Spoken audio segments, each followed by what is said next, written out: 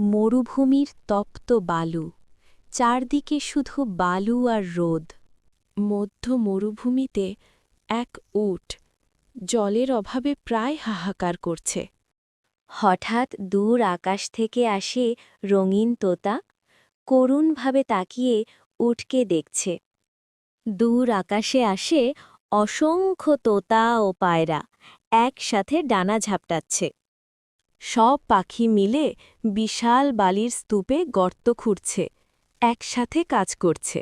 গর্তের চারপাশ শক্ত করা হচ্ছে বালি, কাদা ও ইট দিয়ে। পাখিরা একসাথে কাজ করছে। পাখিরা দূর থেকে মাটির কলসিতে জল নিয়ে আসছে। ঝলমলে ফোঁটা পড়ছে। গর্তটি ধীরে ধীরে পরিষ্কার জলে ভরি উঠছে। মরুভূমিতে এক অলৌকিক দৃশ্য। সবাই একসাথে জল পান করছে। উটের চোখে ফিরে এসেছে প্রাণের আলো।